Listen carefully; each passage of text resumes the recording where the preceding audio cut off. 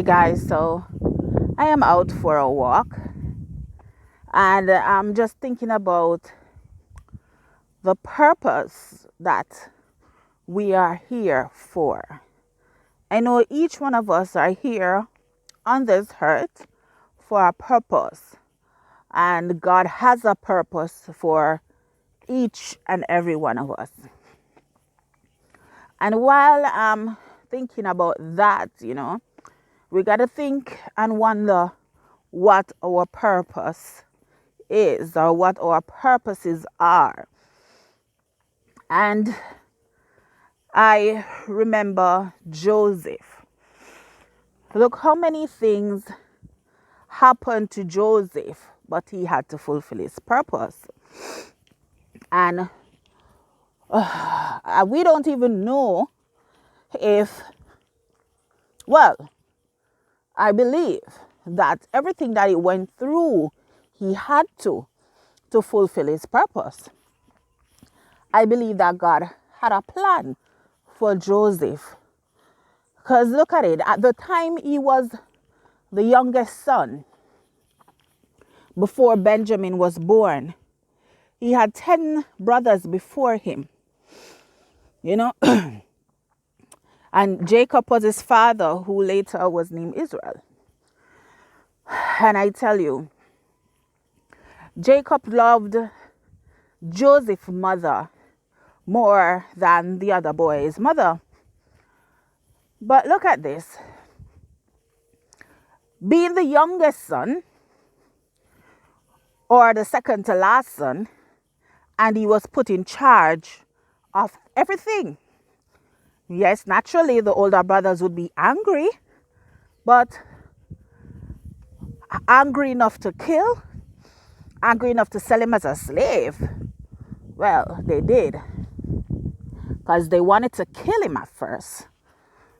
But one brother said, no, we can't kill him. And they threw him in a pit. Oh my God.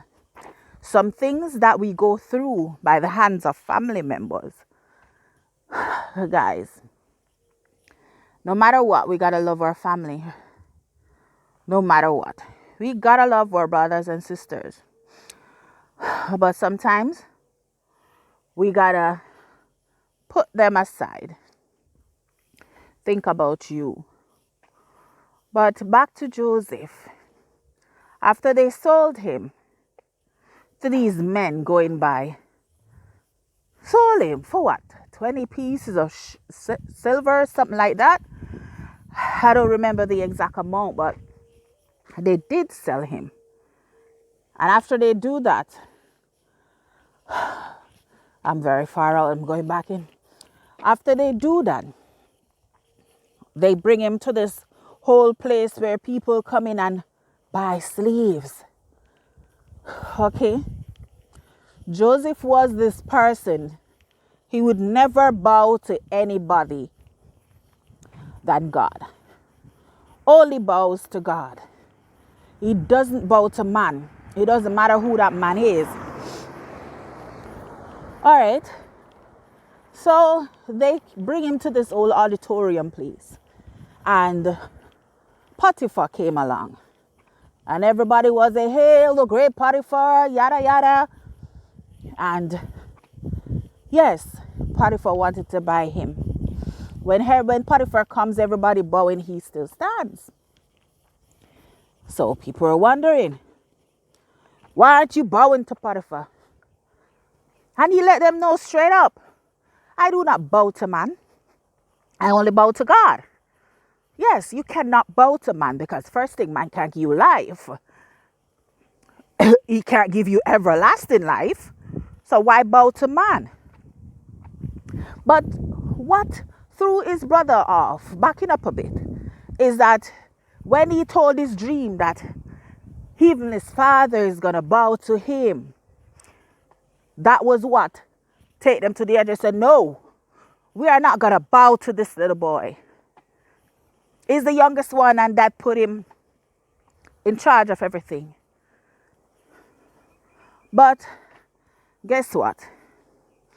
Sometimes in life, You may be the oldest, but you're not responsible. And someone else got to be in charge, because you want to do anything that you want to do and it doesn't come in line with your family, your father, even with God. Now, after he was sold to Potiphar, he was in the yard working, doing the gardens, and there was this certain man that was over him. Say he was the foreman, but the foreman could read. So remember, even though this man would beat them and all that, Joseph still helped him. Joseph helped him to read the plan, to do the job. But Potiphar's wife took a liking to him and requested that, oh yeah, he's a good worker and all these things, yeah, let him work in the house. So Potiphar agrees. He started working in the house, taking care of everything. Basically, he was in charge of the household. Yeah, Potiphar started to come on to him, try to get him to sleep with her, but this time the house was basically empty. Well, Joseph thought the house was empty, that no one was in there, and he was checking around to make sure everything was okay. Here comes Potiphar's wife. Started to touch him and all this, but because he would not lie with her, and he told her he will not betray Potiphar because Potiphar has been good to him, and he will not betray God. She was angry, and she hung on to his coat and he ran, and she screamed and she called foul. Yeah, she said that he assaulted her and she wanted him to be killed. But when Potiphar sat down with Joseph and listened to Joseph's side of the story, he said, I know you would not do such a thing. And when he called the judgment, his wife thought, oh yes, they're going to take his head now. And when he said, no, throw him in the prison at my expense, at my pleasure, and they throw him into the prison, Potiphar's wife was angry. You humiliated me and all this. And Potiphar said to her, but you haven't been faithful. Everybody know that you deceived me. So guess what? I'm going to put him in the prison while Joseph was in the prison. I tell you, Joseph was like in charge. And Potiphar was pleased at him, saying, these prisoners don't eat like this before you came in. The prisoners weren't like this before you came here. But then you have two prisoners. These words from Pharaoh's house was the baker and the cupbearer. While they were there, they both had a dream. Because the reason why they were there is because of theft. They were suspected of being thieves. Yes? So, while they were suspected of being thieves, they were held in the prison until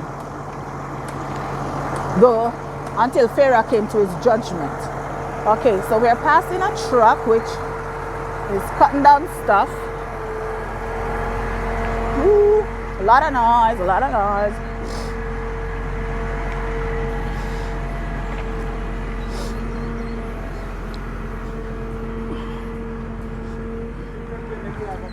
No, sir. Then all right, so when the bakers had their dream, they were told that, yeah, Joseph can interpret dreams.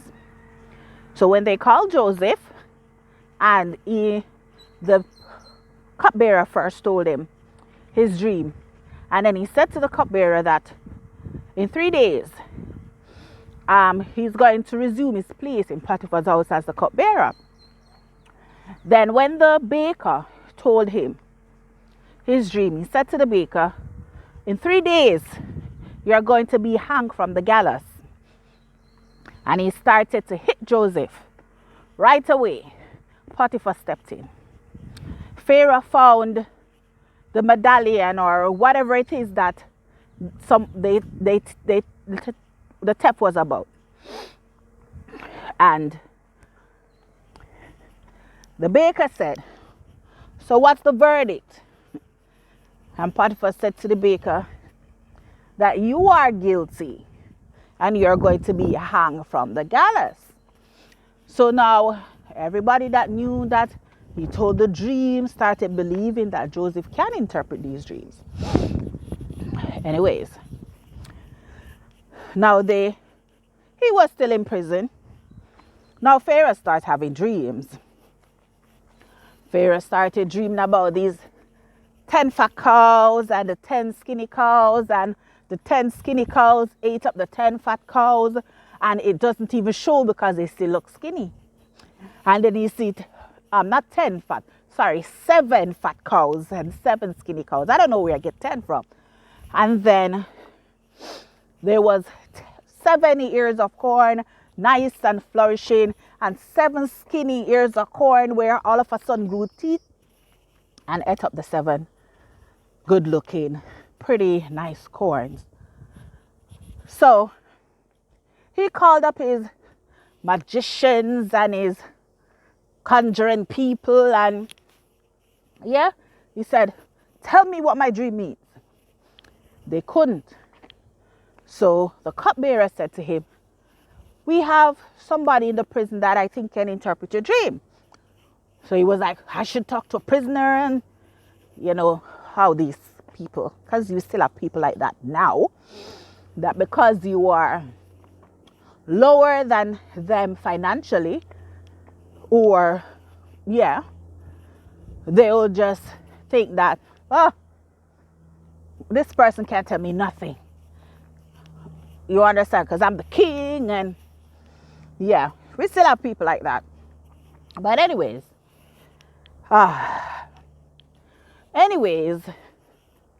they sent for Joseph, and Pharaoh said to Joseph, "If you can't interpret my dream, I'm going to take your head." He told him about the first dream. And then Joseph said to him, "Was there a second dream?" He started looking at everybody because he told them, "When you go get him, do not tell him anything about my dreams." They didn't. So that was the first thing that got Pharaoh's attention. So he told him the other dream. And Joseph explained the dream, or interpreted the dream, and let him know that there are going to be 7 years of famine, 7 years of flourishing. Yes, of course, they did not believe Joseph. So for the moment, that was Joseph's purpose, to interpret dreams. So yes, that was it for the moment. But anyways, upon that, a couple of days, Pharaoh had the dream again and was like, "This dream is haunting me." So I decided, all right, I'm going to take his word for it. And I'm going to put him in charge of my household. And the only thing that would make anybody or anything higher than Joseph in the palace was when Pharaoh was sitting in the chair. So Joseph was even in charge of the people that were his slave masters. Yes, he was now in charge of Potiphar. And he took the guy that used to beat him, that he had to help to read and all of that. He took that person as his second, and they started to gather up food and grains and everything. Morning. You start to get up the foods, start to get up greens. So he had to keep stuff for the 7 years where there would be famine. And I mean, the fields were flourishing. But they always asked Joseph, everything that your hand touch flourishes. Why? Joseph said, my God, make everything possible for me. He provides everything that I need. They start to believe him, but you know, these people, it doesn't matter what they believe, they cannot put it into action in front of their higher superior, in front of Pharaoh, in front of Potiphar. But you know, Potiphar was kind of sold on the God thing because he always looked to Joseph. All right, he was in charge. He now have a wife, and the fields were flourishing, and they were gathering up food. Now here comes the 7 years of famine. Everywhere needed food. Everyone, their lands, everything was dried up. You couldn't even dig the ground. It was all dried and cracked up. Now, I tell you, now Jacob has to send his son to go buy food in Egypt. And guess who is in charge? Joseph. So all the brothers go, and they didn't even know that they were bowing down to their own brother. Imagine that. I told you 20 years ago that you bow down to me. Oh yeah, you throw me in a pit, you sold me. I was there for a slave. And then finally, something good came out of it. I got 2 sons, Manasseh and Ephraim, a beautiful wife, and I'm basically running this kingdom.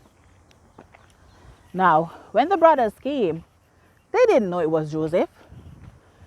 They bought the grains, and he held one of the oldest brothers, the one that first said, let's kill him, the one that threw him into the pit. So yeah, he kept this brother, and he said, okay, when they come, they have to come with the youngest brother, which was Benjamin. So they left.